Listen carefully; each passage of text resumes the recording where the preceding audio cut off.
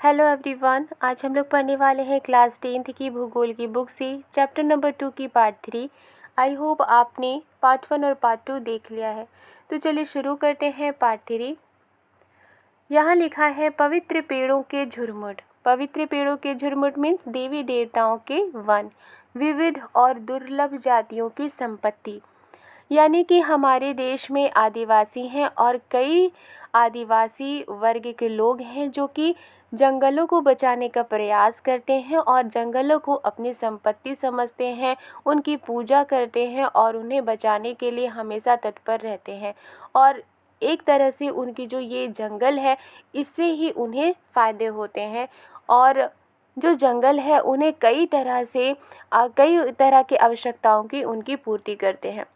यहाँ लिखा है प्रकृति की पूजा सदियों पुराना जनजातीय विश्वास है। यानी कि हमारे देश में जनजाति हैं और दूसरे देशों में कई जनजातियाँ हैं जिनका जो विश्वास है वो ये है कि प्रकृति की पूजा करना चाहिए, जिसका आधार प्रकृति के हर रूप की रक्षा करना है। और वो प्रकृति की पूजा करते हैं क्योंकि वो हर हाल में प्रकृति को बचाना चाहते हैं, प्रकृति की रक्षा करना चाहते हैं। इन्हीं विश्वासों ने विभिन्न वर्णों को मूल एवं कौमारी रूप में बचा कर रखा है। और चूँकि कई आदिवासी ऐसे हैं जो प्रकृति को संपत्ति मानते हैं, उनकी पूजा करते हैं और उन्हीं की वजह से कई जंगलों को बचा कर रखा गया है, जिन्हें पवित्र पेड़ों के झुरमुट यानी देवी देवताओं के वन कहते हैं। वनों के इन भागों में या तो वनों के ऐसे बड़े भागों में स्थानीय लोग ही घुसते हैं, यानी कि वहाँ के जो लोग हैं वही ऐसे वनों के अंदर जाते हैं तथा ना ही किसी और को छेड़छाड़ करने देते और कहीं किसी और जगह के लोगों को जंगल में घुसने नहीं देते हैं, क्योंकि वो बाहर के लोगों के बारे में ये कहा जाता है कि वो जंगलों की कटाई करेंगे, इसमें पाए जाने वाले जानवरों का शिकार करेंगे। इसी वजह से कई जनजातियां बाहर के लोगों को वनों में एंटर करने नहीं देती हैं। कुछ समाज कुछ विशेष पेड़ों की पूजा करते हैं और आदिकाल से उनका संरक्षण करते आ रहे हैं। जनजातियों में कुछ ऐसे समाज हैं जो कि पेड़ों की पूजा करते हैं और आदिकाल से यानी उनके पूर्वज भी पेड़ों को संरक्षित करते आ रहे हैं।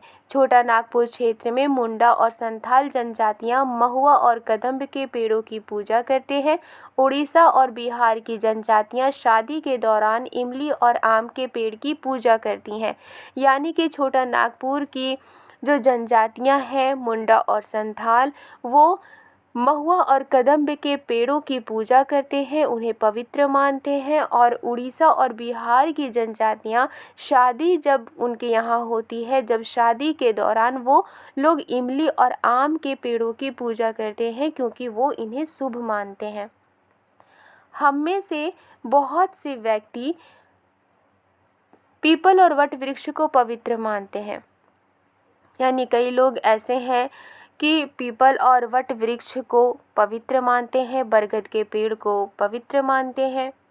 भारतीय समाज में अनेकों संस्कृतियां हैं। हमारे भारत में कई संस्कृतियां हैं और प्रत्येक संस्कृति में प्रकृति और इसकी कृतियों को संरक्षित करने के अपने पारंपरिक तरीके हैं। और चूँकि हमारे भारत में कई संस्कृतियां हैं और हर एक संस्कृति में ये ख़ास बात है कि वो लोग प्रकृति को बचाने के लिए कहते हैं और प्रकृति की रक्षा करने के लिए वो हमेशा तैयार रहते हैं।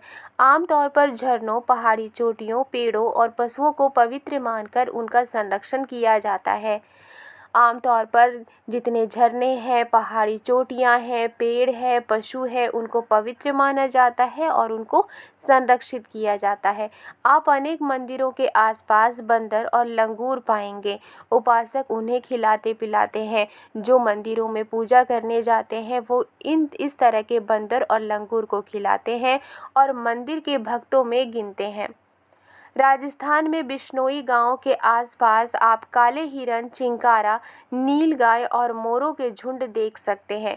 राजस्थान के बिश्नोई गांव के आसपास आपको काले हिरन देखने को मिल जाएंगे, चिंकारा देखने को मिल जाएंगे, नीलगाय और मोर के झुंड आप देख सकते हैं, जो वहाँ के समुदाय का अभिन्न हिस्सा है और कोई उनको नुकसान नहीं पहुँचाता। हिमालय में प्रसिद्ध चिपको आंदोलन कई क्षेत्रों में वन कटाई रोकने में ही कामयाब नहीं रहा, अपितु ये भी दिखाया कि स्थानीय पौधों की जातियों को प्रयोग करके सामुदायिक वनीकरण अभियान को सफल बनाया जा सकता है। एक आंदोलन था चिपको आंदोलन। इस आंदोलन के दौरान लोग जो थे वो पेड़ों से चिपक जाया करते थे और पेड़ों को कटने से बचाते थे। इस आंदोलन के तहत ये आंदोलन कामयाब ही नहीं रहा, बल्कि सामुदायिक वनीकरण अभियान यानी कि एक ही जगह पर समुदाय के बीच में वन लगा करके इस अभियान को सफल बनाया जा सकता है। पारंपरिक संरक्षण तरीकों को पुनर्जीवित अथवा पारिस्थितिकी कृषि के नए तरीकों का विकास अब व्यापक हो गया है। यानी कि पारंपरिक संरक्षण तरीकों यानी कि नए नए जो टेक्नोलॉजी है उसका यूज़ ना करते हुए, बल्कि पुराने ज़माने से ही जो पारंपरिक तरीके हैं जिससे कि पेड़ों को, पौधों को, जानवरों को बचाने के जो तरीके हैं उन्हीं को यूज़ किया जा रहा है और कृषि के नए तरीकों को अपनाया जा रहा है और इस तरह से उनको संरक्षित किया जा रहा है। टिहरी में किसानों का बीज बचाओ आंदोलन और नवदाने ने दिखा दिया है कि रासायनिक उर्वरकों के प्रयोग के बिना भी विविध फसल उत्पादन द्वारा आर्थिक रूप से व्यवहार्य कृषि उत्पादन संभव है। यानी कि टिहरी में किसानों ने बीज बचाओ आंदोलन और नवदाने दिखा दिया है कि रासायनिक उर्वरकों यानी कि अगर केमिकल का यूज़ ना भी किया जाए तो बिना केमिकल के यूज़ के ही हम अच्छी फसल को ग्रो कर सकते हैं। भारत में संयुक्त वन प्रबंधन कार्यक्रम हरित वनों के प्रबंध और पुनर्निर्माण में स्थानीय समुदायों की भूमिका के महत्व को उजागर करते हैं। संयुक्त वन प्रबंधन कार्यक्रम के दौरान ऐसे लोग जो वहाँ के लोकल समुदाय हैं उन्होंने भी जो वन है उनको दोबारा से प्रबंध किया, उसका देखभाल किया, उन्होंने फिर से वनों का निर्माण किया, पुनर्निर्माण किया, पेड़ों की कटाई रोकी गई और नए पेड़ लगाए गए और इसीलिए संयुक्त वन प्रबंधन कार्यक्रम ने ऐसे समुदायों की भूमिका के इम्पोर्टेंस को उजागर किया। औपचारिक रूप में इन कार्यक्रमों की शुरुआत 1988 में हुई जब उड़ीसा राज्य ने संयुक्त वन प्रबंधन का पहला प्रस्ताव पास किया। औपचारिक रूप से इस तरह के कार्यक्रम की शुरुआत कब की गई? 1988 को, और जब उड़ीसा राज्य ने संयुक्त वन प्रबंधन का पहला प्रस्ताव पास किया कि ऐसा कार्यक्रम होना चाहिए, वनों को संरक्षित करना चाहिए। वन विभाग के अंतर्गत संयुक्त वन प्रबंधन हरित वनों के बचाव के लिए कार्य करता है।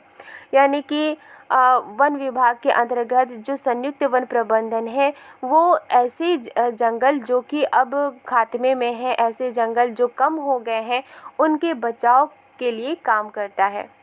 और इसमें गांव के स्तर पर संस्थाएं बनाई जाती हैं जिसमें ग्रामीण और वन विभाग के अधिकारी संयुक्त रूप में कार्य करते हैं और संयुक्त वन प्रबंधन के अकॉर्डिंग गांव के लेवल पर संस्थाएं बनाई जाती हैं जिसमें गांव के लोग और वन विभाग के अधिकारी एक साथ काम करते हैं।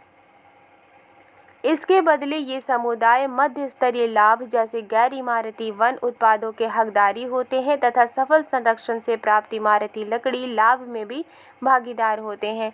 यानी कि गांव के लोग जो वन विभाग के अधिकारी के साथ मिलकर वनों को बचाते हैं, इसके बदले वो गैर इमारती वन उत्पादों के हकदार होते हैं और सफल संरक्षण से प्राप्त इमारती लकड़ी के लाभ में भी वो भागीदार होते हैं। भारत में पर्यावरण के विनाश और पुनर्निर्माण की क्रियाशीलताओं से सीख मिलती है कि स्थानीय समुदायों को हर जगह प्राकृतिक संसाधन प्रबंधन में शामिल करना चाहिए।